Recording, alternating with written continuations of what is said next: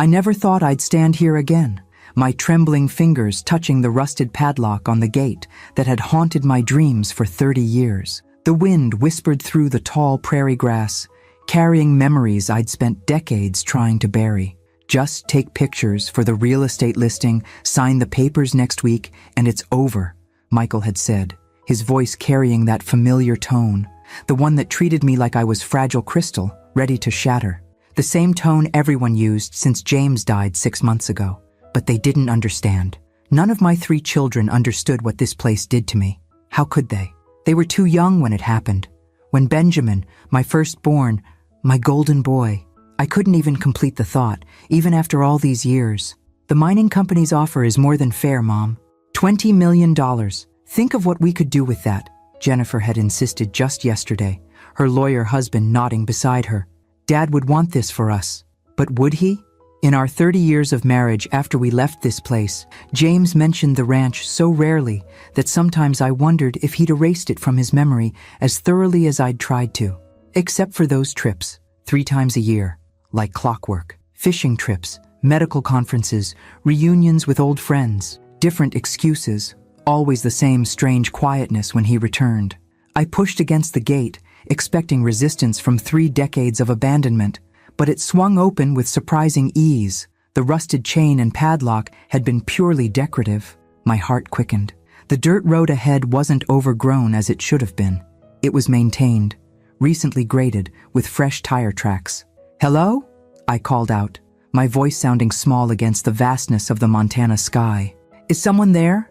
No answer came, but as I walked the half-mile road toward where our house had stood, I noticed other discrepancies. The fences were repaired. A new windmill turned lazily on the hill. In the distance I could see buildings, new ones, not just our old farmhouse. I almost turned back then, called Michael or David, but something pulled me forward. Perhaps James's voice in my head, saying what he always said when I was afraid. "The only way out is through, Ellie girl." As I crested the final hill, I stopped dead. Below me spread not the abandoned ghost of a ranch I expected, but a thriving community. The original farmhouse stood freshly painted. Beside it, a dozen small cabins formed a semicircle. A large barn gleamed red in the afternoon sun. A greenhouse caught the light. And people. There were people everywhere. A group of men repaired a tractor. Children played in a fenced playground. Someone was hanging laundry. And horses, at least 20 horses, grazed in a corral that hadn't existed before. I must have made a sound because a woman looked up. Middle-aged, with salt and pepper hair tied back in a practical ponytail, she shielded her eyes against the sun. When she saw me, she froze for an instant, then quickly spoke to a teenager beside her who ran toward the main house. I couldn't move as she approached. Who was this woman on my land? What was all this? Had James sold the property without telling me? "Mrs. Mitchell?" the woman called as she got closer. She knew my name. "Eleanor Mitchell?" "Yes," I managed, my voice thin. "Who are you? What is this place?" She stopped a respectful distance away, her eyes, kind but cautious, studying my face. "My name is Margaret Santos. Everyone calls me Maggie. I've been waiting for you to come." "Waiting? I don't understand. This ranch has been abandoned for 30 years. A sad smile touched her lips. "No, Mrs. Mitchell. This ranch has never been abandoned, not for a single day since you left." My knees weakened. I reached out to steady myself against a fence post. "That's impossible. We moved to Denver after Benjamin, after the accident. James, never." "Your husband came back the very next month," she said gently. "And every month after that, for 30 years, until his heart gave out." The world tilted sideways. James? My James had been coming here monthly? Not 3 times a year, but 12 or more? All those fishing trips, conferences, weekends with old college friends? "You're lying," I whispered, though something deep inside recognized the truth in her words. "I wish I were, for your sake. I know this must be a shock." She gestured toward the house. "Would you like to come inside? There's someone who's been especially looking forward to meeting you."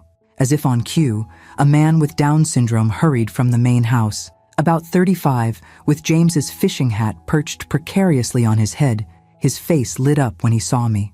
"Ben's mommy?" he called out, waving enthusiastically. "Ben's mommy came." The name hit me like a physical blow. Ben. No one had called my son that, but James. Everyone else used his full name, Benjamin. Thomas, honey, remember what we talked about? Maggie said gently. This is Mrs. Mitchell. Mrs.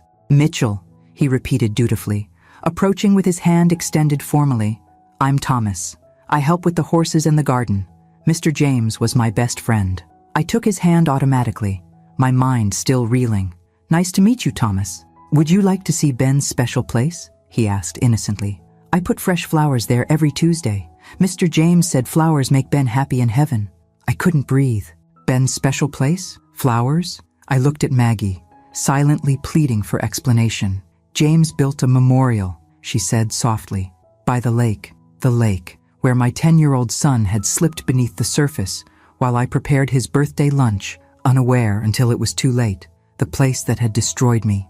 I can't, I whispered, backing away. I need to go. But Thomas took my hand in his warm one. Don't be scared, Mrs. Mitchell. The lake is friendly now. It teaches children to swim so they don't go to heaven too early like Ben did. Before I could process his words, I heard an engine. A black SUV approached, kicking up dust. Michael had followed me after all. Mom, he called, climbing out. What the hell is going on here? Who are these people?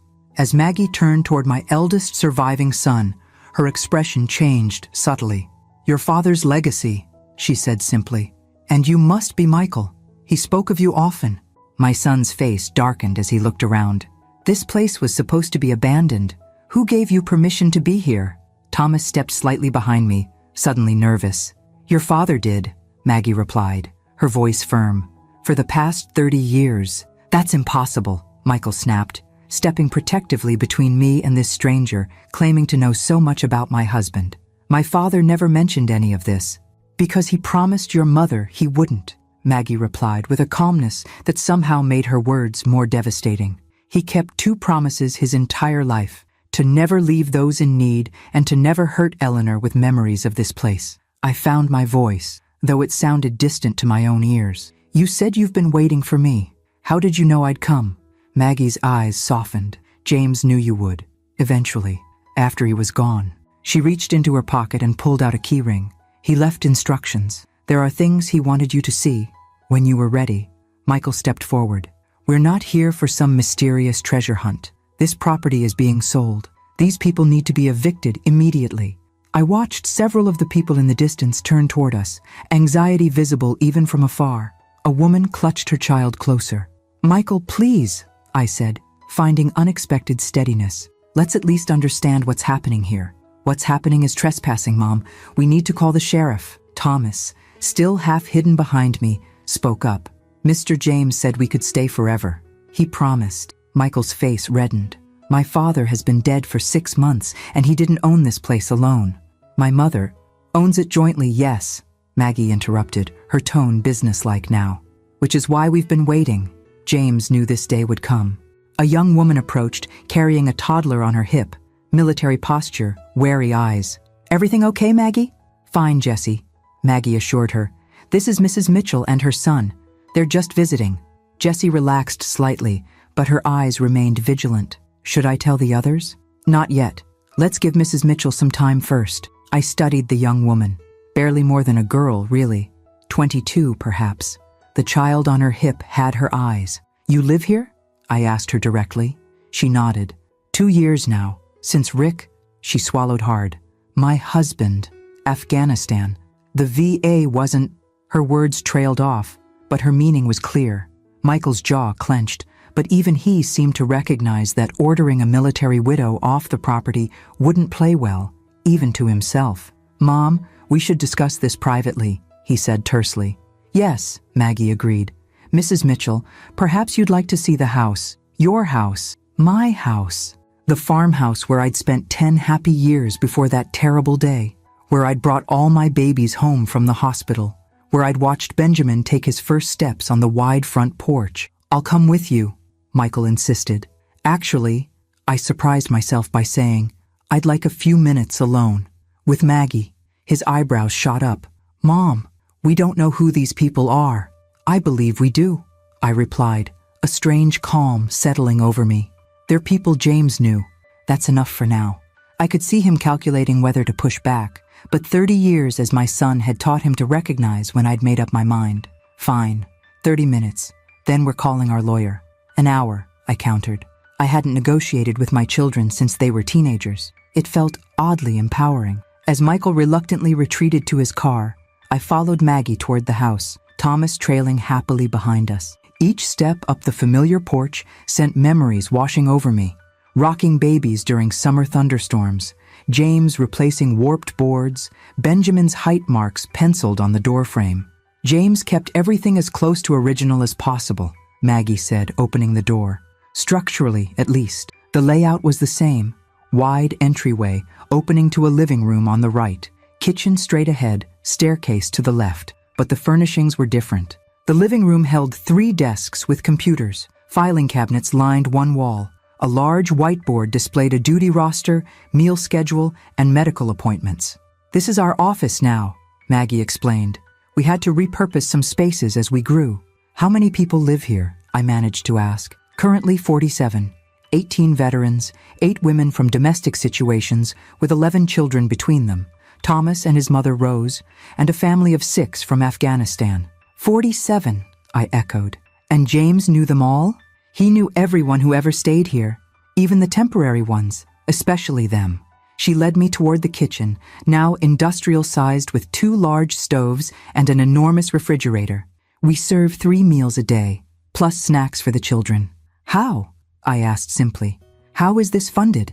Maggie's eyes met mine. "James, that's not possible. We weren't wealthy. James was a family doctor, not some secret millionaire." "The land," she said simply. "Parts of it, at least."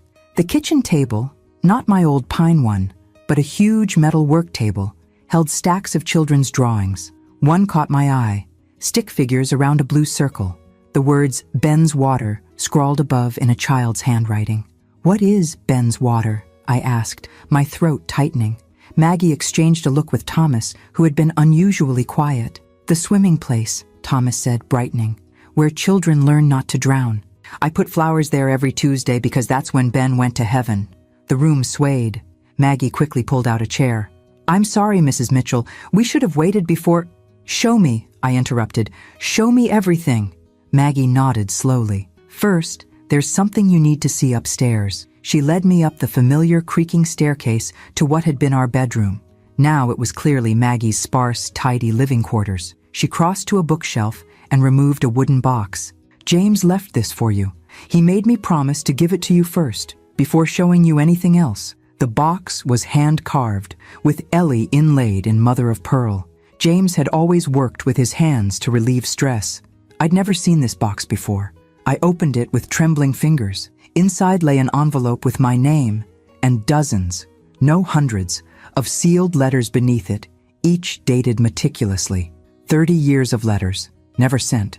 The envelope contained a single page in James's distinctive handwriting. "My dearest Ellie, if you're reading this, 2 things have happened. I've left this world, and you've found your way back to the ranch. I've played this moment in my mind thousands of times, wondering which would come first, my courage to tell you the truth, or my death. It seems death won that race. I've kept secrets from you, my love. Not affairs or hidden vices, but a different life, one I built alongside our life in Denver, a life where Benjamin's memory serves as foundation rather than wound. I couldn't sell this land after we lost him, couldn't bear the thought of strangers living where his laughter had filled every room, but neither could I leave it to decay. So I came back, first to grieve alone, then to rebuild, then to repurpose. What started with one homeless veteran seeking shelter in our barn has become something I never imagined, a community. I've written you a letter every month for 30 years, explaining everything. I never sent them because I feared reopening your wounds. Perhaps that was cowardice disguised as protection. Forgive me, Ellie girl, for my secrets, for my silence, for leaving this burden to you. But please, before you decide the fate of this place, see what it has become. I've loved you completely, even in my duplicity. Always, James. I looked up at Maggie, tears streaming down my face. You knew? All this time? For 15 years, she said softly. Since James found me sleeping in a church after I left the convent. He brought me here, showed me what he'd built, and asked me to help run it. While I knew nothing, I whispered. Because he loved you too much to make you remember, she replied. The question now, Mrs. Mitchell, is whether you're ready to see what Benjamin's death helped create. Through my tears, I nodded. It was time to face the lake. The path to the lake hadn't changed, still a gentle slope through cottonwood trees that whispered in the wind. But I noticed new additions, benches placed strategically along the way, flower gardens in unlikely spots, and most surprising of all, safety signs with bright yellow lettering. James installed those after the first families with children came, Maggie explained, walking beside me. No child is ever allowed at the lake without an adult, not after Benjamin. I stopped, my hand pressed against the rough bark of a cottonwood. You speak his name so easily. Maggie paused. James spoke of him often. All the children here know Benjamin's story. I haven't said his name out loud in years, I admitted, the confession tearing from somewhere deep inside me. It hurts too much. I understand, she said simply, but she couldn't possibly understand.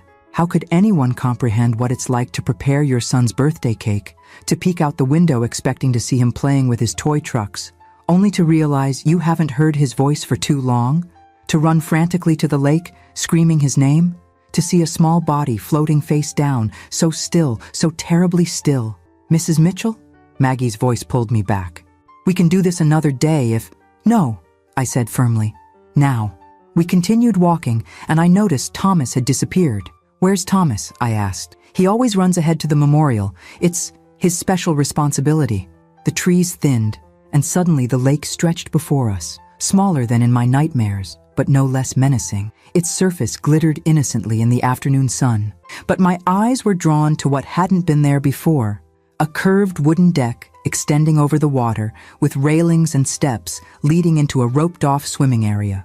A small boathouse stood nearby, and at the water's edge, a stone memorial where Thomas was carefully arranging wildflowers. I approached slowly, my heartbeat thundering in my ears. The memorial was simple, but beautiful. A granite stone set in a small garden, with a bronze plaque embedded in its face. It read, Benjamin James Mitchell, 1975, 1985. For every life saved here, his spirit soars higher. Below that was a second, smaller plaque. 47 children have learned to swim safely here. Not one has been lost. My knees gave way, and I sank onto the garden bench, tears blurring my vision. 47 children, I whispered. Maggie nodded. James started teaching swimming lessons 15 years ago. Every child who lives here must learn. He hired certified instructors, built the safe swimming area, installed rescue equipment. She hesitated before adding, Your grandson was one of them. My head snapped up. What? Jennifer's boy, Ethan. When he was 7, he came close to drowning at a friend's pool party. Jennifer mentioned it to James during a Sunday dinner, remember? Said they couldn't afford the private swim lessons the doctor recommended after the incident. I remembered. Jennifer had been distraught. James had listened quietly, then changed the subject. Typical James, uncomfortable with family drama. James paid for Ethan's lessons anonymously. He drove 3 hours every Saturday for 6 weeks to secretly watch from his car as Ethan learned to swim at that fancy aquatic center in Boulder. I shook my head in disbelief. Jennifer never knew? No one knew, except me, because I had to reschedule the veterans woodworking class he usually taught those Saturdays. Maggie smiled sadly. That was James, solving problems from the shadows. Thomas approached, beaming with pride at his flower arrangement. Pretty for Ben, yes? Yellow was his favorite, Mr. James told me. Yellow had indeed been Benjamin's favorite color. His bedroom had been painted sunflower yellow. The detail made my breath catch. How many other memories of our son had James kept alive while I'd locked mine away? It's beautiful, Thomas, I managed. Want to see the special swimming place? I can swim now? Mr. James taught me. I'm not scared of the water anymore. Thomas pointed excitedly to the deck structure. Maggie touched his shoulder gently. Maybe later, Thomas. Mrs. Mitchell needs time. I stared at the lake, the place I'd demonized in my mind for 3 decades. The place where I'd lost everything. Except I hadn't lost everything. I'd lost Benjamin, a wound that would never heal, but I'd still had James, Michael, Jennifer, and David. I'd had a life in Denver, students who adored me, grandchildren who brought me joy. Meanwhile, James had been here, transforming our tragedy into something miraculous. While I'd been drowning in grief, he'd been teaching children to swim. Why didn't he tell me? I asked, not expecting an answer. But Maggie had one. The first year, he came to grieve alone, found a homeless veteran sleeping in your barn, a man named Robert who'd served in Vietnam. James let him stay. Then another veteran came, and another. She sat beside me on the bench. 5 years in, there were 12 people living here. James wanted to tell you then. He drove all the way to Denver with photos, plans to show you how he was healing by helping others. What happened? He saw you laughing with friends outside a restaurant, said it was the first time he'd seen you truly happy since Benjamin died. Couldn't bear to reopen the wound. Drove back here and built the first cabin instead. Thomas wandered back toward the memorial, humming softly to himself. Each time James convinced himself you were ready, something would happen. A panic attack when someone mentioned Montana at a dinner party. Your refusal to let Benjamin's photographs be displayed. Your nightmares that still came every year on his birthday. I remembered those moments, those small glimpses of my continuing brokenness that I thought I'd hidden so well. 10 years ago, Maggie continued, when the ranch was thriving with over 30 residents, James finally wrote you a long letter explaining everything. He drove to Denver, determined to deliver it personally. What stopped him? He found you in Benjamin's room, the room you kept exactly as it was when he died. You were holding his teddy bear, crying. It was the anniversary. I remembered that day clearly. I'd thought I was alone, that James was at a medical conference in Chicago. I'd never known he'd seen me in my most private grief. After that, Maggie said, he created the trust, made legal arrangements for the ranch to continue without him, decided that his two worlds would remain separate until he died. I finished. She nodded. He loved you too much to break your heart twice. A small voice called from up the path. A little girl, perhaps 8 years old, with copper-red hair that caught the sunlight, the same shade Benjamin's had been. Miss Maggie, Mom says dinner needs checking. Be right there, Lucy, Maggie called back, then turned to me. James's last project. Lucy's father was a Marine, died in Iraq. Her mother couldn't afford housing. They came here 6 months before James passed. As if summoned by our conversation, a dozen more people appeared on the path, adults and children heading toward the lake for what was clearly a regular afternoon ritual. Maggie stood. It's swimming lesson time, every day at 4. Would you like to watch, or would you prefer to go back to the house? I stared at the lake, at Benjamin's memorial, at the safety measures James had installed, at the children approaching with towels and smiles. For 30 years, I'd run from this place. For 30 years, James had been transforming it. I'll stay, I said. I need to see. The swimming lesson was both beautiful and excruciating to watch. A certified instructor, a former Olympic hopeful named Carlos, who'd lost a leg in Afghanistan, Maggie explained, led 8 children through their paces in the roped-off swimming area. Their laughter echoed across the water, so at odds with my memories of this place. We teach the Franklin method, Maggie said as we watched from the shore. James researched every swimming program in the country before choosing it. Lowest drowning statistics of any technique. I noticed an older man stationed on the deck with a life ring and whistle, vigilantly watching every child. Another adult stood in a kayak just beyond the swimming area. No child was more than an arm's length from an instructor. 3-tiered safety system, Maggie explained, following my gaze. Instructor in water, spotter on deck, emergency responder on boat. Plus, all staff are CPR certified. Benjamin had died because there'd been no system, just a boy who'd slipped away while parents prepared his birthday surprise. One moment of inattention that shattered 3 lives. Thomas sat cross-legged by the memorial, occasionally waving at the swimmers. He seemed content in his self-appointed role as guardian of Benjamin's memory. When the lesson ended, the children trudged up the path, wrapped in towels and chattering excitedly. Lucy, the red-headed girl, paused before us. Did you see me, Miss Maggie? I can float on my back now. Carlos says I'm ready for level 3. That's wonderful, honey, Maggie replied with genuine pride. Lucy's curious eyes turned to me. Are you a new grandma here? My grandma's in heaven with my dad. Before I could respond, a young woman hurried over. Lucy, don't bother Mrs. Mitchell. She turned to me. I'm sorry. I'm Andrea, Lucy's mom. It's all right, I assured her. And yes, Lucy, I suppose I am new here. The child beamed. Will you watch me swim tomorrow too? I'm gonna learn backward kicks. Something twisted in my heart. Pain, yes, but something else too. I'd like that, I heard myself say. As Andrea led Lucy away, Maggie touched my arm gently. Let me show you the rest before Michael returns. There's much more to see. We walked back toward the house, taking a different path that led past the cabins I'd spotted earlier. Each small building housed 2 families or 4 single residents, Maggie explained. All built with timber from the property, designed by a veteran architect who'd found purpose in creating homes for others after losing his own family to a drunk driver. Beyond the residential area stood the greenhouse, a state-of-the-art hydroponic system that provided vegetables year-round. James sold the north parcel last year, Maggie said. The part with mineral rights? Used the money to expand our sustainability projects. I stopped walking. He sold part of the ranch? For how much? Maggie hesitated. $3 million. The figure staggered me. What did he tell me about this money? I don't remember any large deposits. He didn't deposit it in your joint accounts. He created the Mitchell Ranch Trust and funded it with the proceeds. For sustainability after he was gone. $3 million. Hidden from me, from our children. Spent on strangers while Michael struggled to pay for his oldest son's college tuition. While Jennifer worried about medical bills after her husband's layoff. While David battled the demons that kept him in and out of rehab. Show me the documentation, I said, my voice harder than I intended. Everything. Maggie nodded, unsurprised by my reaction. It's all in James's office. We returned to the main house, where she led me to a room off the main hallway, James's study. I'd forgotten our farmhouse even had this small room. We'd used it for storage during our years here.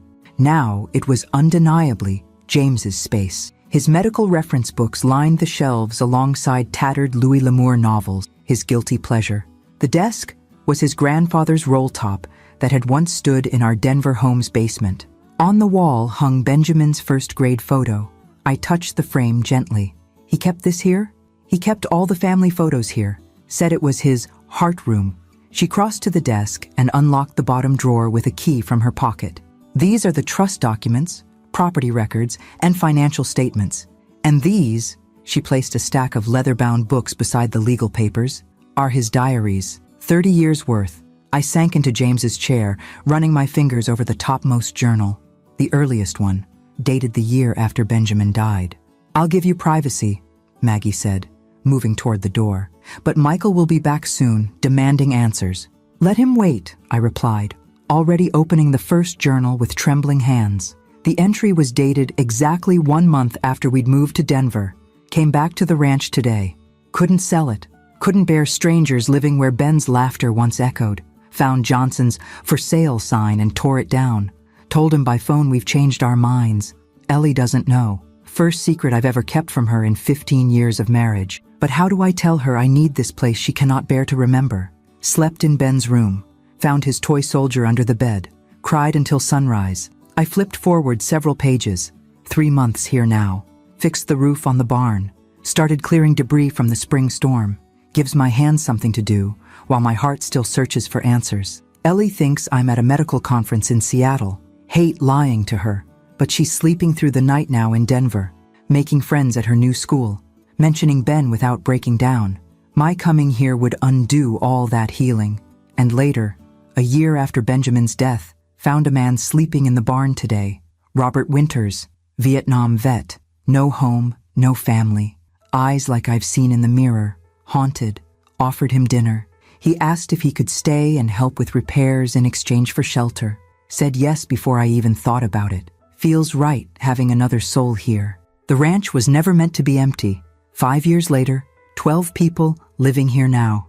Roberts brought others, all veterans, all homeless. Good men fallen on hard times. We've fixed up the bunkhouse, added a bathroom to the old tack room. They're healing the ranch, and it's healing them. Should tell Ellie, drove to Denver intending to. Saw her laughing with friends outside that Italian restaurant she loves. First real laughter I've seen since Ben. Couldn't bear to reopen the wound. Came back and started building a proper cabin instead. The men deserve real shelter. And 10 years after, met Margaret Santos today. Goes by Maggie. former nun who left her order after reporting abuse that the church tried to cover up. Found her sleeping in St. Michael's Church when I was in Billings for supplies. Something about her reminded me of Ellie, that same quiet strength. Offered her the teaching position for the children. We have 5 kids living here now, all with parents working through addiction or incarceration. Need someone with educational background. When she saw the ranch, what we've built, she cried. Said she'd found her true calling after all. Think I have too. With shaking hands, I flipped to the final journal. The entries from just last year. Doctor says my heart is failing. 6 months, maybe less. Haven't told Ellie. Can't bear to see the fear in her eyes. Need to use this time to secure the ranch's future. The trust is nearly ready. Maggie will take over completely. She practically runs everything already. Just need to ensure the funds will last. Sold the north parcel to Miller Mining. $3 million. Told Ellie I was at a cardiology conference in Houston. More lies to protect her. Used the money to build permanent housing for the veterans, install the solar system, upgrade the greenhouse, purchase medical equipment. The ranch will be self-sustaining now. My legacy to Ben, transforming the place of his death into a sanctuary of life. The final entry, dated just 2 weeks before his sudden heart attack. Made video for Ellie today, out by Ben's memorial. Tried to explain everything. 47 children have learned to swim here now. 47 lives potentially saved. 1 for each year Ben would have lived if I'd watched him more carefully that day. My penance, my redemption. Hoping someday Ellie will understand why I kept this from her, why I built this secret life. Not for lack of love, because of its abundance. The ranch is ready. I am ready, but I fear I'm leaving her with an impossible burden. The truth. I closed the journal as the sound of car doors slamming echoed from outside. Michael had returned, and he'd brought reinforcements. Jennifer's BMW and David's motorcycle now stood beside Michael's SUV. All 3 of my surviving children had arrived, ready to sell their brother's legacy out from under me. This is absurd, Michael's voice carried through the open window of the study. Squatters' rights aren't a thing anymore, especially when the actual owners are right here. I quickly wiped my tears, tucking James's journals into the desk drawer. My 3 children stood in the front yard, confronting Maggie, who maintained her characteristic calm. As I've explained, Mr. Mitchell, this property is held in trust. I'm simply the administrator, Maggie was saying as I stepped onto the porch. Your mother is the one you should be speaking with. 3 heads turned toward me. Jennifer rushed forward, her lawyer-honed instincts immediately assessing my red-rimmed eyes. Mom, what have these people been telling you? Are you okay? I'm fine, I said, surprised by the steadiness in my voice. And they're not these people, Jennifer. They're residents of Mitchell Ranch. Mitchell Ranch hasn't existed for 30 years, Michael retorted. This is just land we own that apparently has been colonized by strangers. James's diary says otherwise, I replied. He's been coming here monthly since Benjamin died, building something extraordinary. Dad?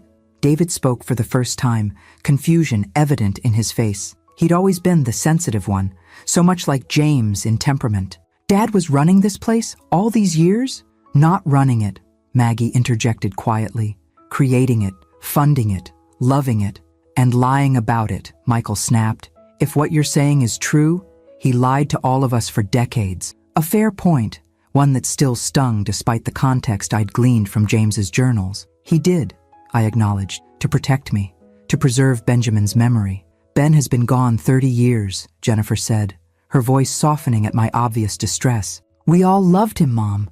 But this, she gestured around at the community bustling behind us. This is madness. Dad hiding millions of dollars of family assets to fund some personal charity project? $3 million to be exact, I said. From the sale of the north parcel last year. Michael's face darkened. $3 million? Are you kidding me? I asked Dad for help with Tyler's college tuition last spring.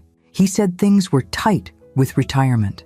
And my medical bills after Greg's layoff, Jennifer added. He suggested I look into payment plans. I hadn't known these details. In our marriage, James had handled our finances, and I'd gladly let him.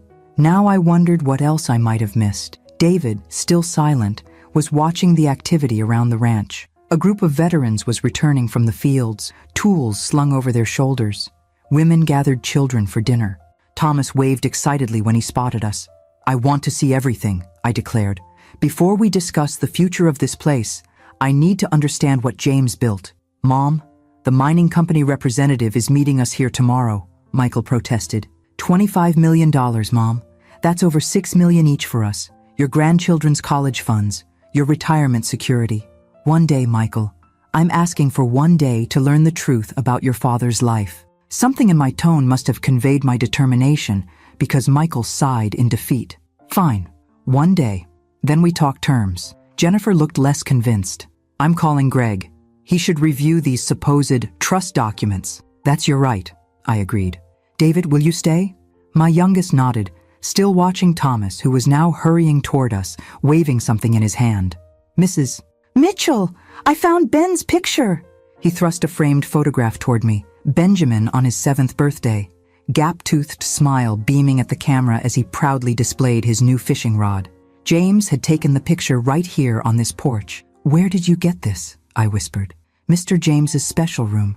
He showed me all the pictures, said I needed to know Ben because we would have been friends. Thomas's innocent expression clouded.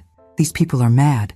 Are they making you leave us? I felt my children tense beside me.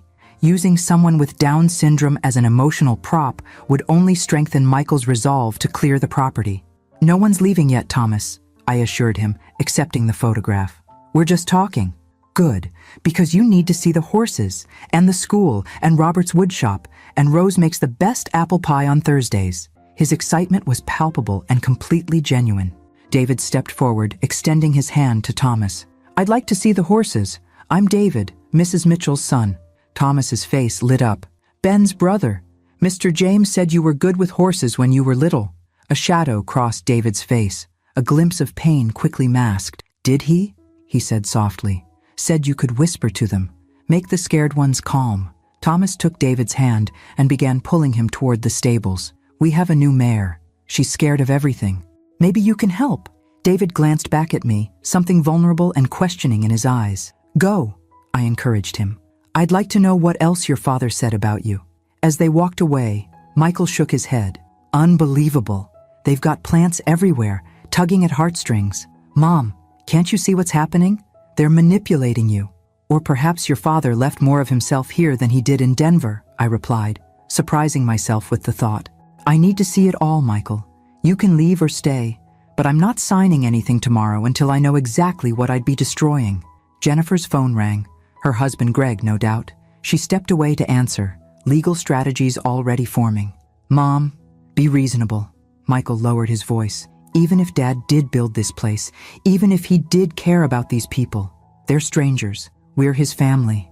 Are we? I challenged, clutching Benjamin's photograph. How much time did you spend with your father in the last year, Michael? How many times did you call just to talk, not to ask for something? The question struck home.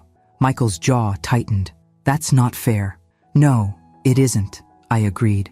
Just as it wasn't fair that your father kept this place secret from us, but I'm beginning to understand why.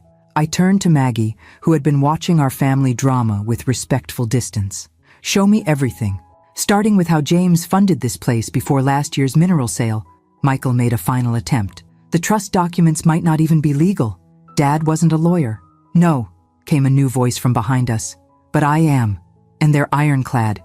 We turned to see an elderly man in a wheelchair approaching, pushed by a middle-aged woman. Robert Winters, he introduced himself, original resident and legal counsel for the Mitchell Ranch Trust since its inception 15 years ago. You're a lawyer? Michael asked incredulously. The old man's eyes crinkled with amusement. Vietnam before that. Harvard Law after. Alcoholism and PTSD in between. Your father found me sleeping in his barn and gave me purpose again. He held up a leather portfolio. Would you like to review the documents, young man? I'd be happy to walk you through the terms. Michael's confidence visibly faltered. Dinner's in 30 minutes, the woman pushing Robert's wheelchair announced. We'd be honored if the Mitchell family would join us. Grace is at 6 sharp. Maggie turned to me. Rose makes the meal assignments. She was the head chef at the Grand Hotel in Billings before her arthritis-forced retirement. Thomas's mother? I guessed. Maggie nodded. James found them living in their car 10 years ago. Thomas was having seizures. They couldn't afford his medication. I thought of Thomas's sunny disposition, his dedicated flower arrangements at Benjamin's memorial. How different his life might have been without James's intervention. "We'll stay for dinner," I decided, looking pointedly at my children. "All of us." Jennifer rejoined us, phone clutched tightly. "Greg says we should document everything. Take photographs." "That's a start," I agreed.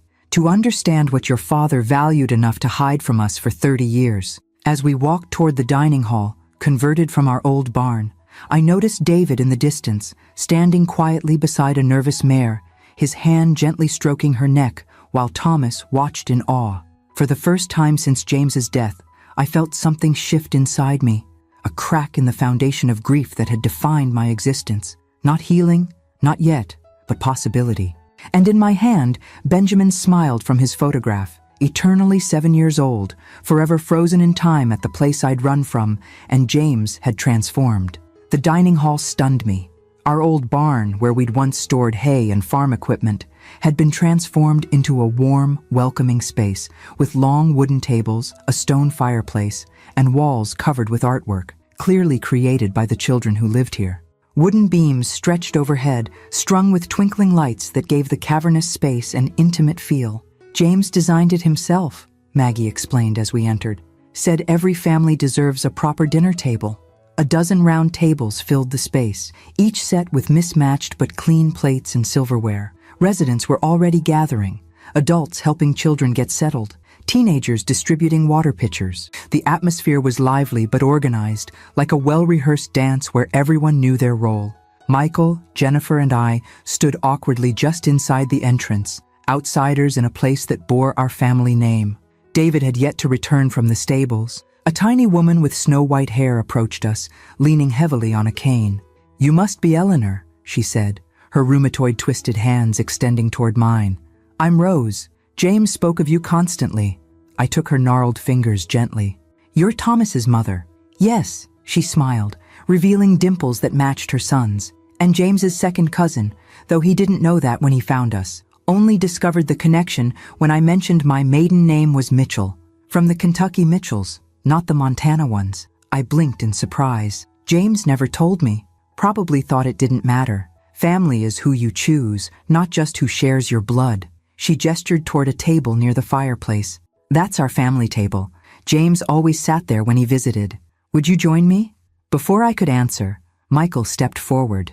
"Mrs. Just Rose, dear." "Rose," he continued stiffly, "I understand you've lived here for some time, but you should know this property is being sold tomorrow." Rose's smile never faltered. "Is that so? Well, perhaps after dinner you'll feel differently. Food has a way of changing perspectives." She turned back to me. "James's chair has been empty 6 months now. Would do my heart good to see it filled again." I felt Jennifer stiffen beside me, preparing legal arguments against emotional manipulation. But Rose wasn't manipulating. She was grieving, just as I was. "I'd be honored," I told her, ignoring Michael's disapproving look. We followed Rose to the table where Thomas was already seated, animatedly telling a teenage girl about Ben's brother who could talk to horses. David appeared moments later, sliding into the chair beside Thomas, a soft smile playing on his lips, the first genuine smile I'd seen from him since James's funeral. "The mare's name is Whisper," he told me as I sat down. "Rescued from an abusive racing stable. She's going to be okay with time and patience." "Time and patience," Rose echoed. "James's prescription for all wounds, animal or human." A bell rang softly, and the dining hall quieted. Maggie stood at the front, hands clasped. "As always, before we eat, we share our gratitudes. Tonight is special, as we welcome Dr. Mitchell's family." A murmur went through the room as heads turned toward us. "Eleanor, Michael, Jennifer, and David have come to learn about the ranch. Let's show them the same kindness James showed each of us." One by one, people around the room stood to share brief thanksgivings. A veteran with a prosthetic leg thanked the community for helping with his physical therapy.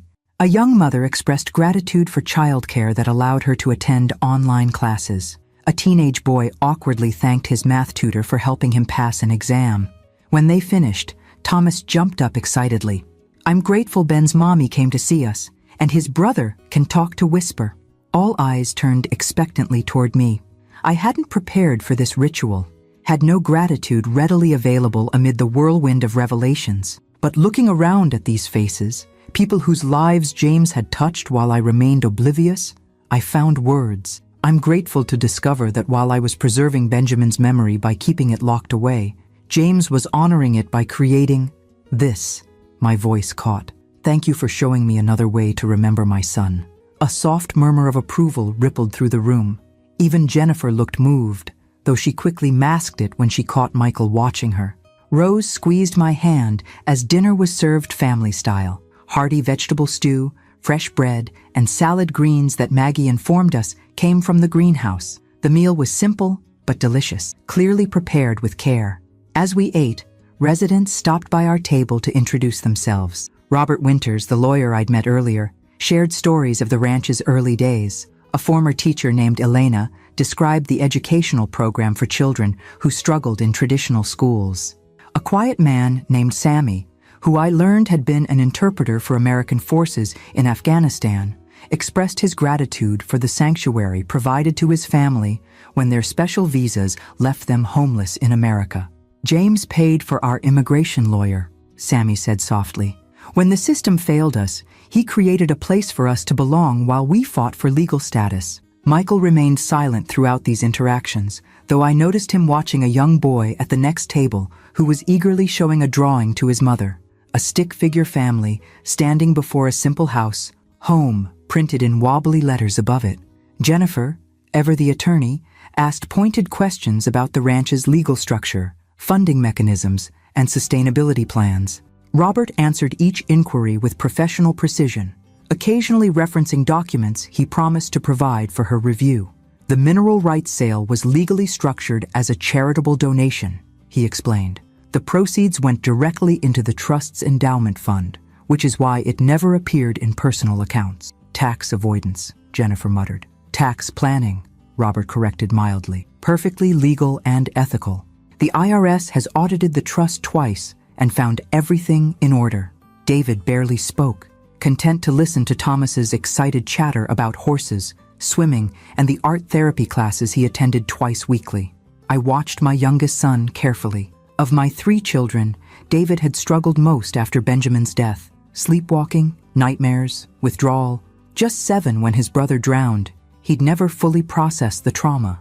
Now, watching him with Thomas, I glimpsed the healing that had eluded him. As dessert, Rose's famous apple pie was served. A young girl approached our table with a handmade card. Lucy, the redhead from the swimming lesson. I made this for you, she said shyly, placing it before me. Miss Maggie said you're sad because Dr. James went to heaven. The card featured a childish drawing of a smiling sun over a lake. Inside, in careful printing, when we are sad, Dr. James said to look for helpers. We can be your helpers now. Tears filled my eyes. James's favorite Mr. Rogers quote, "Look for the helpers," had become his life philosophy, it seemed. Thank you, Lucy, I managed. It's beautiful. As she skipped away, Michael finally broke his silence. This is all very touching, Mom, but these good works don't change the fact that Dad lied to us for decades, hid money, created this elaborate double life. While you were weekending in Aspen, David said suddenly, his voice unusually sharp. While Jennifer was climbing the corporate ladder, while I was in and out of rehab, Michael flushed. That's not fair, isn't it? David challenged. When's the last time you asked Dad about his life? Not about investments or advice or loans? Just about him? An uncomfortable silence fell over our table. Rose patted my hand gently. Family, she said softly. Always the most complicated love story. As dinner concluded, residents began their evening routines. Some cleared tables, others supervised children's homework. Still others gathered for what appeared to be a support group meeting in a corner. Typical evening at Mitchell Ranch, Maggie explained as she joined us. Everyone contributes according to their abilities. Everyone's needs are met according to their circumstances. Sounds like communism, Michael muttered. Sounds like family, I countered. And as I watched this community, these strangers united by James's vision, I realized they knew a side of my husband I'd never seen. While I'd been married to James Mitchell, family doctor and devoted husband, these people had known James Mitchell, visionary and savior. I wondered which version was more authentic, or if perhaps both were equally true. Night fell over the ranch, stars emerging in the vast Montana sky with a brilliance I'd forgotten existed in Denver's light-polluted suburbs. Maggie had offered us accommodations, Michael and Jennifer in guest rooms in the main house, David happily bunking in the stables at Thomas's insistent invitation, and me in James's quarters above his office. He kept a room here? I'd asked, surprised. For his longer visits, Maggie had explained. When he stayed several days to oversee construction projects or medical clinics, the space was undeniably James, Spartan but thoughtful in its details. A twin bed with the flannel sheets he preferred, bookshelves lined with medical journals and dog-eared westerns, a small desk beneath a window overlooking the property, and photographs, dozens of them, in simple frames covering one entire wall. I sat now on the edge of his bed, examining these snapshots of James's secret life. There he was with Robert, arms slung around each other's shoulders before a half-built cabin. James kneeling beside Thomas on a fishing dock. James in a Santa hat, distributing presents to beaming children. James beside a woman in a wheelchair, both grinning broadly as she held up a diploma. Not a single photograph of me or Michael, Jennifer, or David. Those lived in his Denver office, I realized. He had kept his worlds completely separate, not just for my protection, but perhaps for his own peace of mind. A soft knock interrupted my thoughts. Jennifer stood in the doorway, her professional demeanor slightly softened by exhaustion. "May I come in?" I nodded, patting the space beside me. She sat, her eyes immediately drawn to the photo wall. "It's surreal," she said after a moment, "like discovering Dad had another family." "He did, in a way," I acknowledged. "But not the kind you're thinking. Greg's reviewed the trust documents," she continued, her lawyer's precision returning. "They're legitimate. Dad created an irrevocable charitable trust 15 years ago with the ranch as the primary asset. We can't sell it, Mom. Not without a protracted legal battle that we'd likely lose." I absorbed this information, surprised to find myself relieved rather than concerned. "What about the mineral rights offer? The trust owns those too, though there's a clause allowing limited extraction with environmental safeguards." She sighed. "Nothing like the scorched earth approach the mining company wants. So, no $25 million windfall?" "No." She glanced sideways at me. "Michael's taking it hard. He's been counting on that money to expand his business." I thought of Michael's luxury home in Cherry Creek, his vacation property in Vail, his children in private schools. He's done well enough without it. "We all have," Jennifer admitted. "Even David, when he's sober." We sat in companionable silence, studying the photographic evidence of James's parallel life. "Why didn't he tell us?" Jennifer finally asked, the lawyer facade cracking to reveal the hurt daughter beneath. "Did he think we wouldn't understand? That we'd try to stop him?" "I think," I said slowly, "he feared what knowing would do to me. And once that pattern of secrecy was established, it became easier to maintain than to break." "But all that money, Mom. $3 million that could have helped his own family." I gestured toward the photos. "These people became his family too, Jenny. Look at their faces. Really look." She studied the images more carefully, her expression softening. "They all look at him like he saved them," I finished. "Because he did." Another knock, and Michael appeared, his face tight with barely controlled anger. "Well, Jennifer's confirmed it. Dad screwed us all with his secret charity project." "Michael," I chided, "that's not fair." "Fair?" he scoffed. "What's not fair is discovering your father led a double life for 30 years. What's not fair is finding out the inheritance you counted on doesn't exist because he gave it all away to strangers." "They're not strangers to him," Jennifer said quietly, surprising me with her shift in perspective. "Look at these photos, Michael. Really look at them." "I don't care," he snapped. "He lied to us, Mom, for decades. How can you be so calm about this?" Before I could respond, David appeared behind Michael, his expression unusually serene. "Because she understands what you don't, Mike. Dad didn't do this against us. He did it for Ben." "Don't bring Benjamin into this," Michael warned, his voice dropping dangerously. "This has nothing to do with him."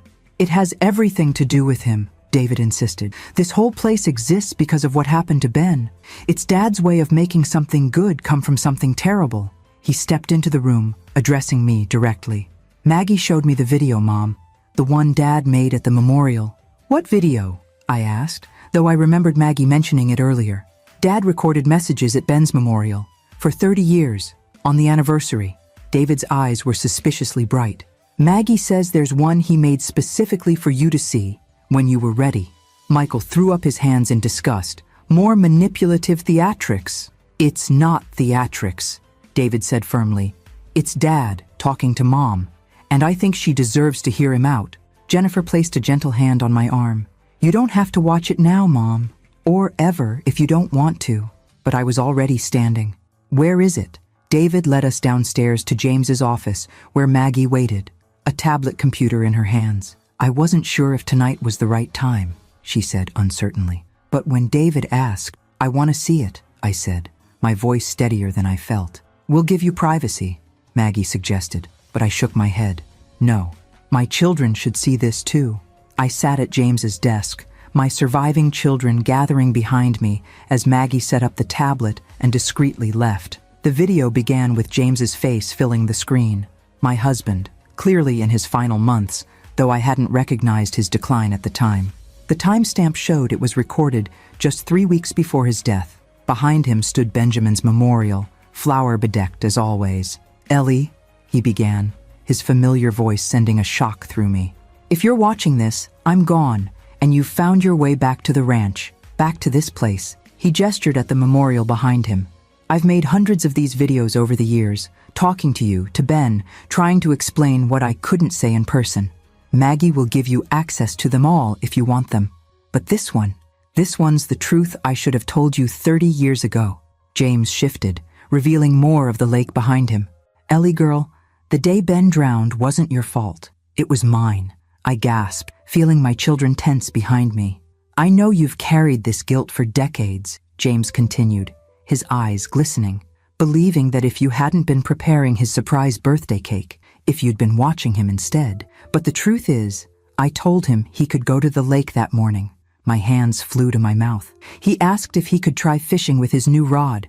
I said yes, told him to stay on the dock. I promised I'd join him in 15 minutes after I fixed the tractor, but I got caught up in the repair, lost track of time. You were in the kitchen, thinking he was with me. I was in the barn, thinking he was still waiting for me. James wiped a tear. By the time either of us realized he'd gone to the water alone, I felt Jennifer's hand on my shoulder, squeezing tightly. I couldn't tell you then. You were so broken, Ellie, and I was a coward. Watching you blame yourself was easier than admitting I'd given permission. As the years passed, it became impossible to confess. How do you tell someone you've let them carry undeserved guilt for decades? James took a deep breath, composing himself. So instead, I tried to atone, to make Benjamin's death mean something. Every child taught to swim safely, every veteran given purpose, every family sheltered.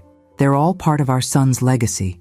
The boy who loved everyone, who never met a stranger, who wanted to save every stray animal we found. He lives on in this place, Ellie, in ways I couldn't explain without revealing my own culpability. Behind me, Michael made a soft, wounded sound. I don't know if you can forgive me, James continued, for Benjamin, for the lies, for creating this place without you. But I hope someday you'll see that in my broken way, I was trying to honor both our son and you, the woman who taught me that love is about lifting others up. He leaned closer to the camera.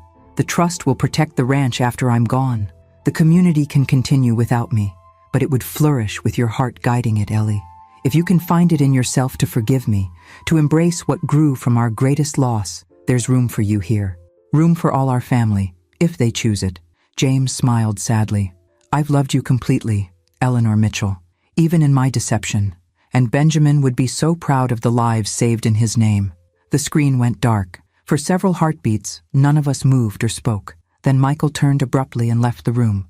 Jennifer, tears streaming down her face, squeezed my shoulder once more before following him. David remained, his hand resting gently on my back as 30 years of misplaced guilt washed over me in waves of grief and revelation. He knew, I whispered. All these years, he knew I blamed myself, and he blamed himself, David said quietly. So he built all this to make amends. I looked up at my youngest son, suddenly seeing him with new clarity. You're not angry about the money. David shook his head. I never cared about that. And after seeing this place, understanding what Dad created, I'm proud of him, Mom, For the first time since Ben died, I feel like our family did something that matters. As the night deepened around the ranch, Benjamin's ranch, James's vision, I began to understand the legacy my husband had left, not just for strangers, but for us. A way to transform our family's greatest tragedy into purpose. If only I could find the strength to accept it. Dawn broke over the ranch with a spectacular riot of colors, purples and oranges streaking across the vast Montana sky. I'd barely slept, spending hours reading through James's journals after watching his confession video. Each entry revealed another piece of the intricate mosaic he'd created in our son's memory. I stood now on the porch of the main house, coffee mug warming my hands, watching the ranch come alive. Veterans headed to the greenhouse, children gathered for breakfast before school. A group of women left for their jobs in nearby towns, carpooling in one of the ranch's vehicles. This well-oiled community had functioned without me, without my knowledge, for decades. "Early riser like your husband," came Rose's voice as she joined me, moving slowly with her cane. James always said sunrise over the mountains was God's daily reminder that beauty follows darkness. That sounds like him, I agreed, making room for her on the bench. He was always the optimist in our marriage. Yet he carried such guilt, Rose said softly. Sometimes when he thought no one was watching, the weight of it showed in his eyes. I never saw it, I admitted. How did I not see it? Because he didn't want you to. Rose patted my hand. James was skilled at compartmentalizing. Doctor mode, husband mode, ranch mode, each separate and distinct. 3 decades of deception, I mused. I keep trying to be angry, but all I feel is grief, Rose supplied. For the shared healing you might have had, for the years you could have been part of this. A small figure bounded across the yard, Thomas, heading for the stables where David had spent the night. My youngest son emerged, hair tousled from sleep, smiling at Thomas's enthusiasm. "Your son belongs here," Rose said, following my gaze. "I've never seen Thomas connect with someone so quickly. Not since James." I thought of David's struggles over the years, the rehab stints, the depression, the difficulty maintaining relationships. David has always been searching for something. Purpose, maybe. "We have that in abundance here," Rose replied. "What we lack are enough hands to share the load." Before I could respond, Michael's BMW pulled into the yard. He'd left last night after the video, driving to a hotel in the nearest town. Now he returned, his expression unreadable as he approached the porch. "Morning," he said stiffly. "Jennifer's on her way. We need to talk, Mom." Rose took the hint, rising slowly. "I'll leave you to your family business, but Eleanor, when you're ready, Maggie has something for you in James's office." After she left, Michael sat beside me, exhaling heavily. "I didn't sleep last night." "Neither did I admitted. "I kept thinking about Dad's video, about Benjamin, about all of this." He gestured vaguely toward the bustling ranch. "I was 12 when Ben died. Old enough to understand, but too young to process it properly. I remember deciding someone had to be the strong one for you and Dad. You were," I said softly. "So responsible, so adult-like overnight. I resented it," he confessed. "Resented losing both Ben and my childhood in one day. Resented Dad for falling apart when I needed him most." I'd never heard Michael speak this way. My eldest had always been the practical one, the unemotional one, the successful one who never looked back. "And then last night," he continued, "watching Dad confess, seeing his guilt, his pain, it was like meeting a stranger. The father I knew would never have kept such secrets." "None of us knew him completely," I said. "Not even me." Michael's jaw tightened. "The money still bothers me, Mom. $3 million given to strangers while his own family struggled. Jennifer's medical debt after Greg's layoff, David's rehab costs, my business expansion loans. We weren't struggling, Michael," I corrected gently. "We were comfortable, privileged even. These people had nothing. They're not our responsibility. They were to James. And maybe that's what family really means, extending responsibility beyond blood." I studied my son's face, seeing the boy he'd been beneath the successful businessman he'd become. "Your father built something remarkable here, Michael, something that honors Benjamin in ways I never could." Michael looked away, watching as David and Thomas led horses from the stable. "Dad's video mentioned there being room for all our family here. What did he mean by that?" "I don't know yet," I admitted, "but I intend to find out." Jennifer's car arrived, parking beside Michael's. She emerged with her husband Greg, both looking solemn. "We need to discuss the legal implications," she said without preamble as they joined us. "The trust is valid, but there may be ways to restructure it that benefit both the ranch and our family." "Always the lawyer," Michael muttered. "Someone has to be practical," she retorted. $25 million is still on the table from the mining company. If we can negotiate limited extraction rights that don't displace residents— "No," I interrupted, surprising myself with my certainty. "No mining. Not yet. Not until I understand everything James built here." Greg cleared his throat. "Mrs. Mitchell, with all due respect, the offer won't stay open indefinitely. The company has other options." "Then let them pursue those options," I said firmly. "This land was Benjamin's playground, James's sanctuary, and now home to dozens who have nowhere else. I won't rush into decisions that destroy any of that." Jennifer and Greg exchanged glances, clearly having expected a different response. "Maggie wants to see me," I continued, standing. "Something James left. Will you join me?" We found Maggie in James's office, a worn leather box on the desk before her. "These are the letters," she said simply. "One for each month for 30 years. James wrote them after every visit but never sent them. 360 letters," Jennifer calculated aloud. 372, Maggie corrected. "He was very disciplined." I approached the box reverently, lifting the lid to reveal bundles of envelopes, each tied with string and labeled by year. "Have you read them?" I asked Maggie. "No," she replied. "They were for you alone. James was very clear about that." I selected the earliest bundle from the year after Benjamin died. The first envelope was addressed in James's familiar handwriting. "For Ellie, when you're ready to know." With trembling fingers, I opened it and began to read aloud. "My dearest Ellie, I've just spent my first weekend back at the ranch since we left. I told you I was at a medical conference in Portland. Forgive the deception. I couldn't sell this place, Ellie. Not where Ben's spirit still feels so present. The lake haunts me as it does you, but somehow being here, facing it directly, brings a strange peace that eludes me in Denver. Today, I repaired the dock where he used to fish. Tomorrow, I'll clear the path to the meadow where he flew his kite. Small acts of remembrance that feel like prayer. A local veteran, Robert Winters, has been sleeping in our barn. Instead of calling the sheriff, I've invited him to stay, to help with repairs. He has the same hollow look we do, Ellie. The look of someone who has lost something irreplaceable. Perhaps that's why I let him stay, because he understands that some wounds never fully heal, they just become part of who you are. I want to tell you about this place, about how it feels both haunted and healing. But when I called home tonight and heard the lightness in your voice as you described your new teaching position, I couldn't bear to reopen wounds that are finally beginning to scab over. So I carry this secret for now, this small solace that helps me breathe when grief threatens to suffocate me. Perhaps someday we can share it. Until then, know that in this place where we lost our son, I am keeping his memory alive in the only way I know how, by helping others who are lost themselves. All my love, James. I looked up, tears blurring my vision. Michael stood rigid, his expression conflicted. Jennifer wiped her eyes discreetly. Greg studied the floor, an outsider witnessing our family's raw exposure. "There are hundreds more," Maggie said softly. "Documenting everything. The first veterans cabin, the greenhouse installation, the swimming program, Thomas and Rose's arrival, the trust formation. James recorded it all for you. He wanted me to know, I realized, just not until he thought I could bear it, or until he was gone and couldn't witness your pain," Michael suggested, his voice rougher than usual. "Either way," Jennifer said, "he left us a roadmap to his heart, to the life he led without us." I replaced the letter in its envelope, overcome by the magnitude of what lay before me.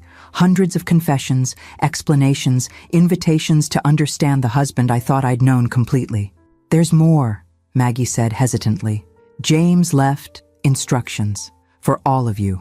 If you chose to embrace the ranch." "What kind of instructions?" Jennifer asked, lawyer mode engaging. "Opportunities," Maggie clarified. "Ways each of you could be involved in the ranch's future if you wanted to be. He never assumed you would, but he hoped." I thought of James's words in the video. "There's room for all our family here, if they choose it." "Show us," I said. As Maggie retrieved another folder from James's desk, I caught David watching from the doorway, Thomas beside him. My youngest son's expression held something I hadn't seen in years: hope. And in that moment, I began to understand what James had always known, that healing doesn't come from running away from tragedy, but from transforming it into purpose. The question was whether our fractured family could find unity in continuing what James had begun, or whether his dual life would ultimately drive us further apart. Maggie opened the folder and removed several documents, each bearing one of our names. James prepared these during his final months, when his heart condition was worsening. He never told anyone about his diagnosis, not even me, until the very end. Another secret. How many had my husband carried to protect those he loved? He called these his legacy proposals, Maggie continued, handing each of us our designated envelope. Mine was thicker than the others, its weight significant in my trembling hands. Michael tore his open immediately, scanning the contents with narrowed eyes. Jennifer, ever the methodical one, carefully slid a finger beneath the flap, preserving the envelope as potential evidence. David accepted his with reverence, but made no move to open it, watching his siblings' reactions instead. I broke the seal on mine, finding several pages covered in James's precise handwriting. The first page began simply, "Dearest Eleanor, if you're reading this, you've discovered Mitchell Ranch and all it encompasses. You've learned of my 3-decade deception, or dedication, depending on your perspective. The question now is, what happens next? I've established legal protections for this community through the trust, ensuring it can continue without us. But it would thrive with Mitchell family involvement, not out of obligation, but out of choice. The choice to transform our family's greatest tragedy into its most meaningful legacy. For you, my beloved wife, I propose the role you were always meant for, community historian and heartkeeper. Your gift as a history teacher, your ability to help others connect to the past while building toward the future.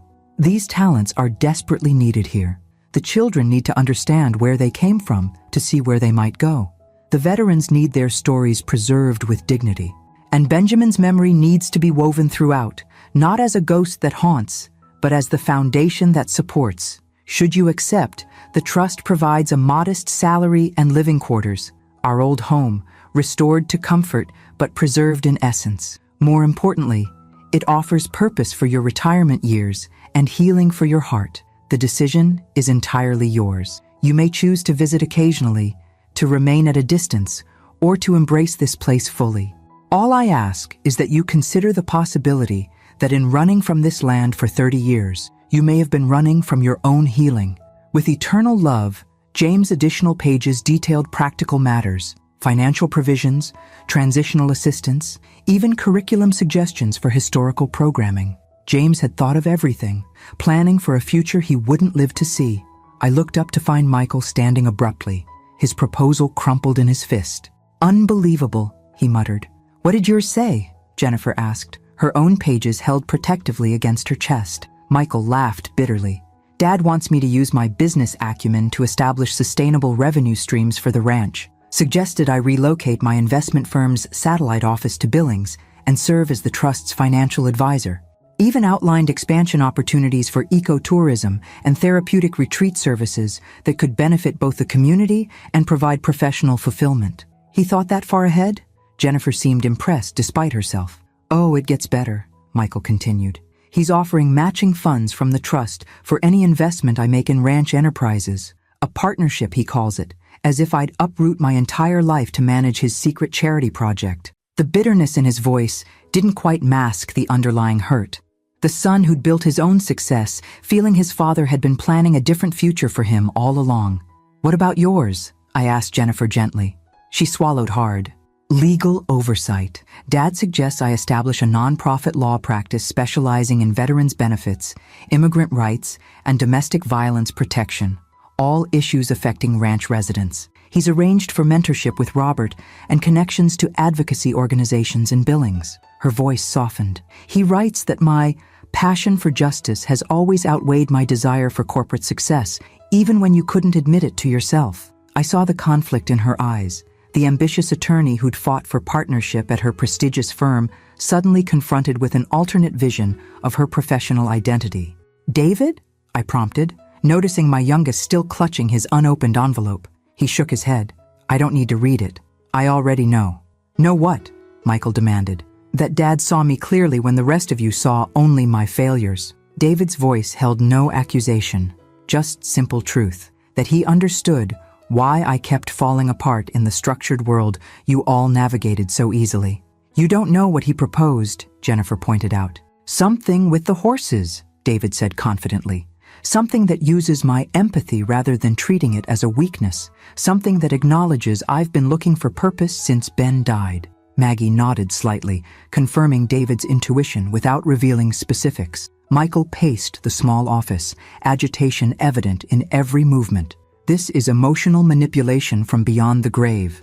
Dad spent 30 years living a double life, and now he expects us to abandon our existing lives to continue his secret project? I have a family in Denver, a successful business, kids in schools they love. He doesn't expect anything, I corrected gently. He's offering possibilities, while leveraging guilt and sentimentality, Michael retorted. Classic Dad, making emotional appeals seem like rational choices. Jennifer studied her pages thoughtfully. The proposals are surprisingly practical, though. Dad researched the legal barriers to what he's suggesting for me. He's included contact information for organizations already interested in partnership. It's thorough. Of course it is, Michael scoffed. Dad had 30 years to plan how to rope us into this place after he was gone. Or 30 years to understand what might bring each of us fulfillment, David suggested quietly. Fulfillment we haven't found in the lives we've built. Michael rounded on him. Speak for yourself. Some of us are perfectly fulfilled. Are you, Mike? David challenged, unusual confidence in his voice. Is that why you work 70 hours a week? Why you've been divorced twice? Why Tyler barely speaks to you, despite living in your house? You little... Michael began, stepping toward David. That's enough, I interjected, standing between my sons. James gave us choices, not mandates. We each decide for ourselves. Including you, Mom? Jennifer asked, her lawyer's perception homing in on my evasion. Have you decided? All eyes turned to me. My children, Maggie, even Greg, who had remained a respectful observer to our family drama.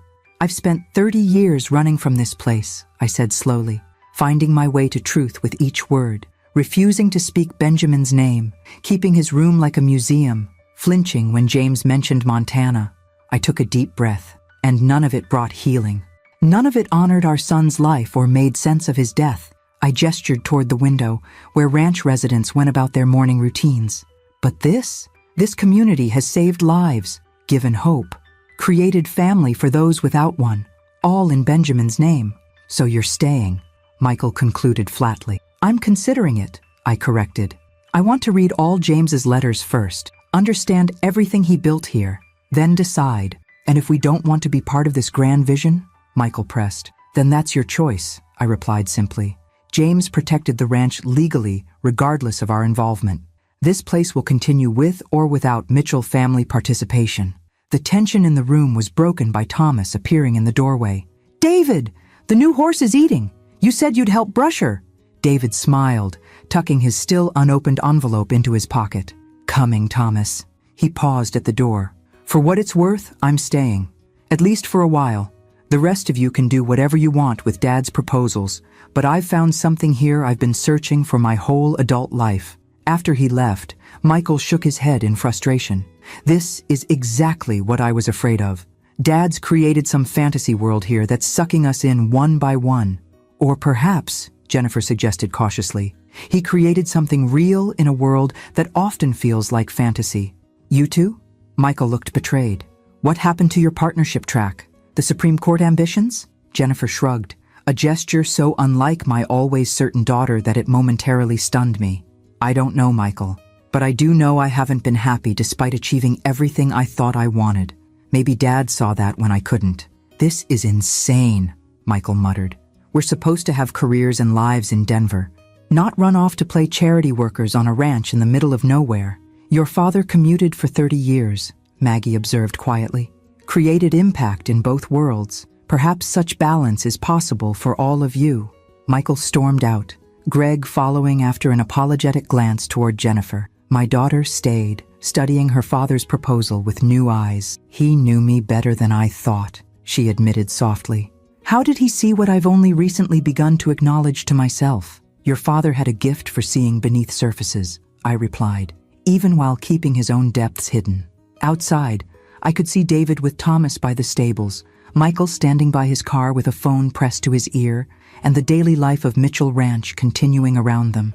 Lives James had saved, futures he had altered, all flowing from the devastating loss that had nearly destroyed our family. And for the first time in 30 years, I allowed myself to wonder if Benjamin's death, while never making sense, might yet have meaning through this unexpected legacy.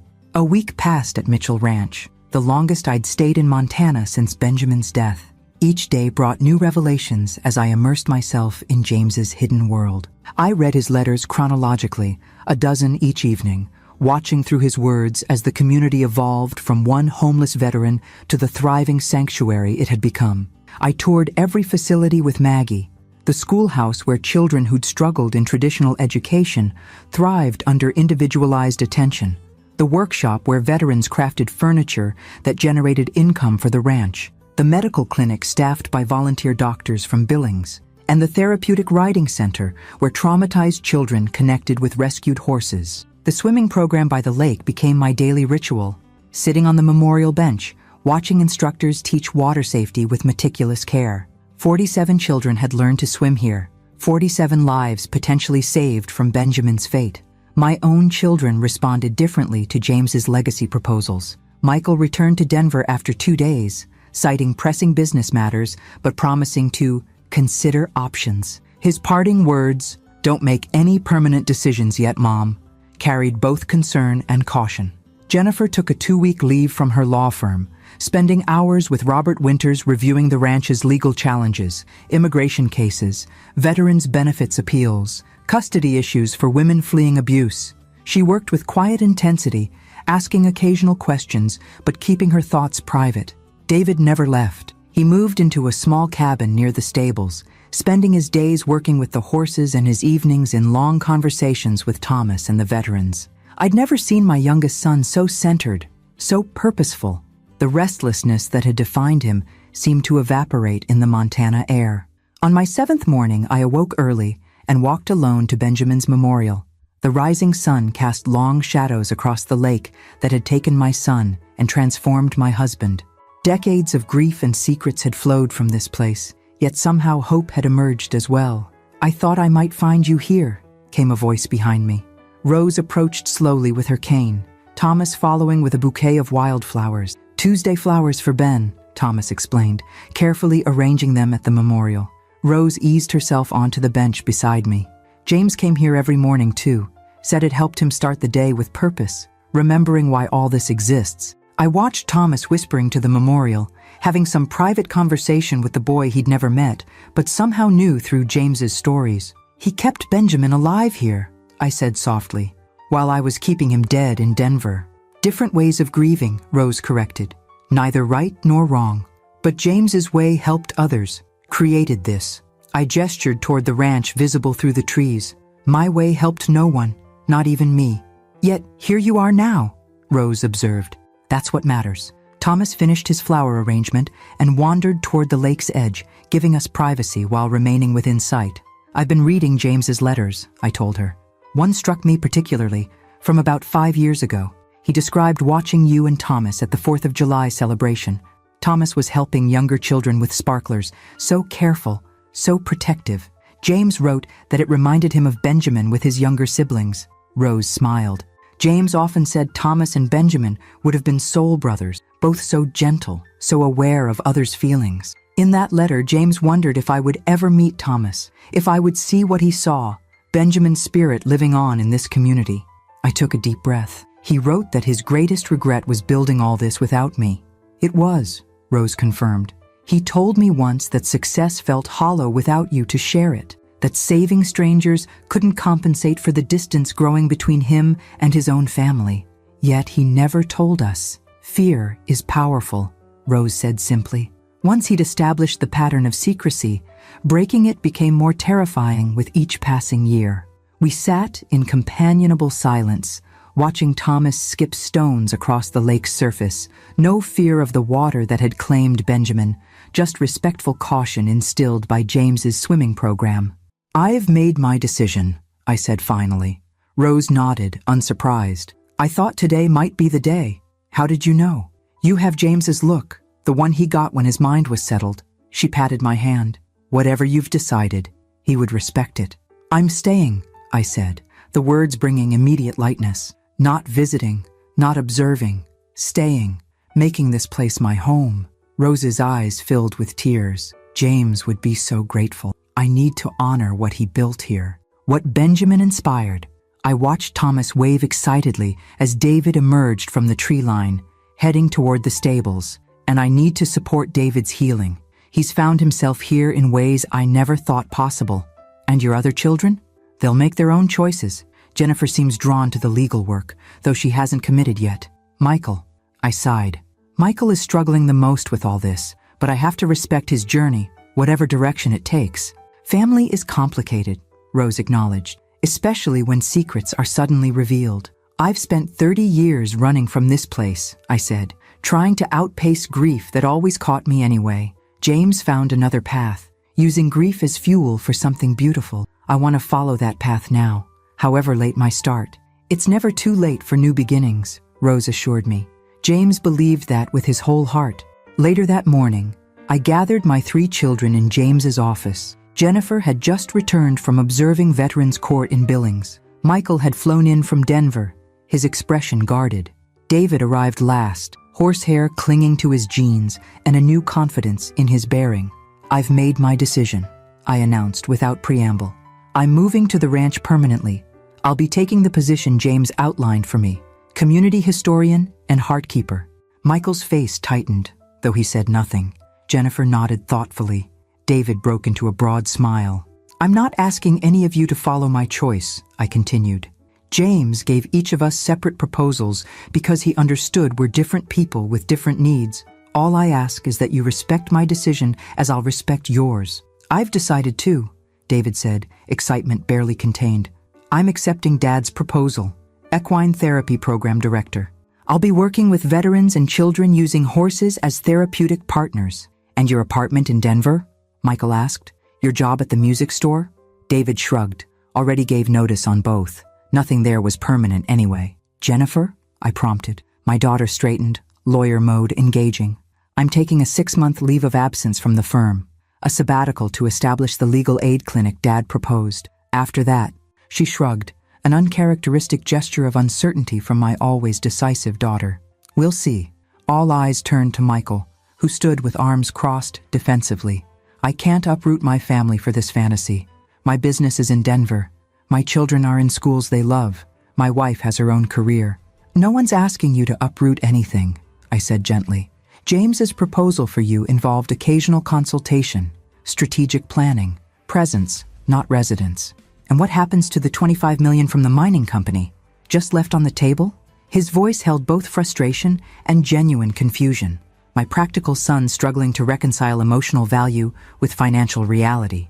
The offer will keep, Jennifer interjected, and there are other options for responsible resource development that wouldn't destroy the community.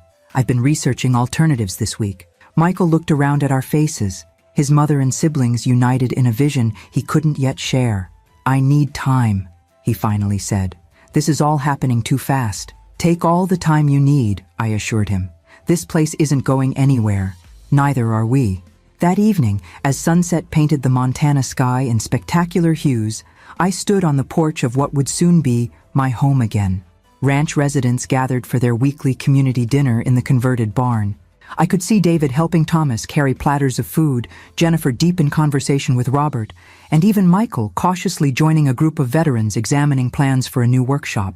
The memorial bell rang softly, the signal for gathering. As if by magnetic pull, my family found each other in the crowd, walking together toward the dining hall. Not perfect, not completely healed, but moving in the same direction for the first time since Benjamin's death. Behind us, the lake gleamed golden in the setting sun, no longer just the place that took my son, but the place where his legacy lived on in every child who learned to swim, every veteran who found purpose, every family given shelter. James had been right all along. The only way past grief was through it, not around it as I'd tried for 30 years, but straight through its heart to find meaning on the other side. At the entrance to the dining hall, I paused before Benjamin's photograph, placed prominently beside James's on what residents called the Founder's Wall. My son and husband, forever linked in this community they'd created, one through his tragic absence, the other through his determined presence. We found our way home, Ben, I whispered, touching his image gently. Both of us, finally. And for the first time in 30 years, saying my son's name brought not just pain, but pride. Pride in the legacy that had grown from our deepest loss, a legacy I would now help nurture into its next chapter. As Rose would say, the impossible mathematics of grace. Thật lòng mà nói, cảm giác đó là hoàn toàn hợp lý. Bởi vì những câu chuyện này không chỉ là giải trí, chúng gắn với lịch sử thật, những khó khăn thật, những cảm xúc thật. Nên mình luôn cố gắng không bao giờ tiếp cận chúng một cách hời hợt. Mọi thứ trên kênh này, dù là hư cấu, đều được xây dựng từ sự cẩn trọng, từ việc học hỏi, từ việc lắng nghe, từ việc cố gắng thấu hiểu. Dù mình biết rằng mình sẽ không bao giờ hiểu hết được tất cả mọi thứ. Và điều đó rất là quan trọng với mình, bởi vì mình không ở đây để nói thay ai cả. Mình cũng không ở đây để thay thế cho tiếng nói của bất kỳ ai. Mình ở đây như một người kể chuyện, một người tin rằng nếu câu chuyện được kể bằng sự tôn trọng và chân thành thì nó có thể tạo ra sự kết nối thay vì chia rẽ. Và điều đó thực sự có ý nghĩa với mình. Mình cũng muốn bạn biết rằng mình luôn học hỏi. Mỗi bình luận, mỗi góc nhìn, mỗi phản hồi mình đều đọc, đều suy nghĩ và cố gắng cải thiện. Vì vậy nếu có điều gì mình làm chưa tốt, mình luôn sẵn sàng lắng nghe. Không phải để tranh luận, không phải để bảo vệ cái tôi, mà là để hiểu hơn và làm tốt hơn. Bởi vì cuối cùng, kênh này không phải là chỉ về mình. Nó là về những gì chúng ta có thể cùng cảm nhận được. Là về một không gian nơi tình yêu không bị giới hạn bởi màu da, bởi định kiến hay bởi những khuôn mẫu mà xã hội đặt ra. Là về việc cho thấy rằng sự kết nối, một sự kết nối thực sự có thể tồn tại ngay cả trong những hoàn cảnh mà người ta nghĩ là không thể. Và có lẽ thế giới này cần nhiều điều đó hơn nữa, nhiều sự thấu hiểu hơn, nhiều sự đồng cảm hơn, nhiều sự cởi mở hơn để nhìn nhau như những con người trước khi nhìn vào sự khác biệt. Vì vậy, khi bạn xem xong video này, mình không chỉ muốn bạn nhớ câu chuyện, mình muốn bạn nhớ cảm giác mà nó mang lại, những khoảnh khắc khiến bạn dừng lại, những khoảnh khắc khiến bạn suy nghĩ, bởi vì chính những điều đó mới thực sự có ý nghĩa. Nó nhắc chúng ta rằng dù chúng ta khác nhau về xuất phát điểm, về văn hóa, về trải nghiệm, chúng ta vẫn có thể kết nối với nhau theo những cách vượt qua tất cả những điều đó. Và đó là một điều rất mạnh mẽ. Nếu câu chuyện này đã chạm đến bạn, dù chỉ một chút thôi, thì cảm ơn các bạn rất nhiều vì đã ở lại đây với mình. Cảm ơn các bạn vì đã lắng nghe, đã cảm nhận và đã là một phần của không gian này. Và mình hy vọng các bạn sẽ tiếp tục đồng hành cùng mình trong những câu chuyện tiếp theo. Những câu chuyện về tình yêu, về sự can đảm và về sức mạnh của việc dám kết nối trong một thế giới đầy rào cản. Hẹn gặp lại các bạn ở những câu chuyện tiếp theo. Hãy giữ cho trái tim mình luôn rộng mở và đừng bao giờ đánh giá thấp sức mạnh của một tình yêu dám vượt qua mọi giới hạn. Bye!